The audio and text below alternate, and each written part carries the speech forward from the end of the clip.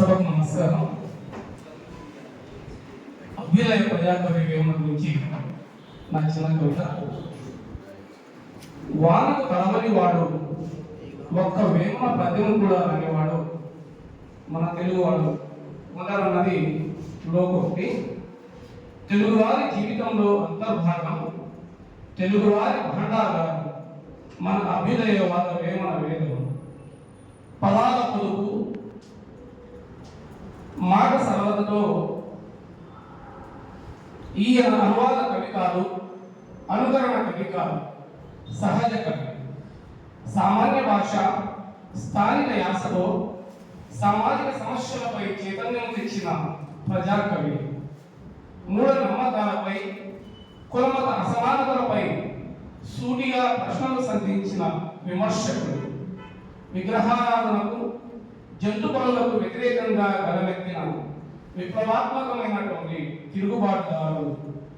క్లిష్టమైన భావనలను సైతం సులభతర పదాలతో మరిన్ని దోచుకునేలా ఆట వ్యవధిలో పద్య రచన చేసిన అచల సిద్ధాంత యోగి. కరువులపై, పాలకుల అక్రమాలపై, ఆత్మ, కుల, ఆర్థిక సంస్కారాలపై నికాసిగా ప్రశ్నించిన సంఘ సంస్కర్త. ఆధునిక సంఘ సంస్కర్తలకు మూల పురుషుడు, మార్గదర్శి.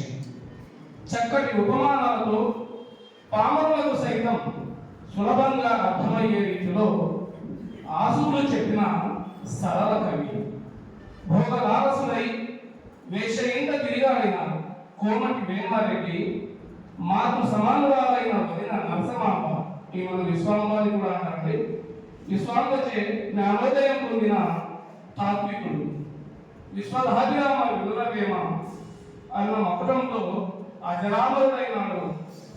సిపి బ్రౌన్ వారి కృషితో స్వభాషాత్మకే కాక విశ్వవ్యాపకుడయ్యాడు. ఈ సందర్భంగా ఒక చిన్న పద్యం నేను ఆవేగంగా పాడలేను. అంతరంగమందు నపరాధము చేసి మంచి వాణి వలన మనుషుడు ఇతరుల ఎదుగునున్న ఈశ్వర ఎదుగుడా విశ్వదాభిరామ వినురవేమ. చేయాల్సిన తప్పులన్నీ చేసి మంచి వాడిగా నటిస్తే సరిపోతుందా? అలాంటి వారి పుట్టుముట్లు ఎదురు వారికి తెలియకపోయినా దేవుడికి తెలియకపోవునా అని ఒక చక్కటి భావాన్ని వేమన గారు తెలియజేయడం జరిగింది. సో ఈయన వేమన గారికి ఆలయాలు కూడా నిర్మించడం జరిగింది.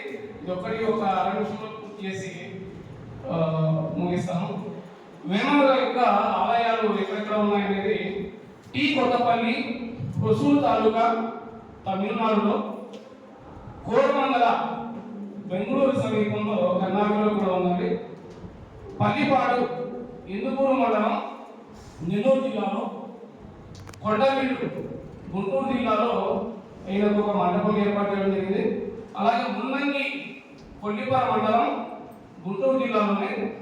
నెక్స్ట్ ఆరవల్లి, ఇది అత్తిలి మండలం, పశ్చిమ గోదావరి జిల్లాలో ఉంది. కటారుపల్లి కదిరి దగ్గర గండ్లపేట మండలం, అనంతపురం జిల్లాలో. ఇక్కడ ఆయన సజీవ సమాధి కూడా అయ్యాము. నల్ల చెరువు సత్యసాయి జిల్లాలో.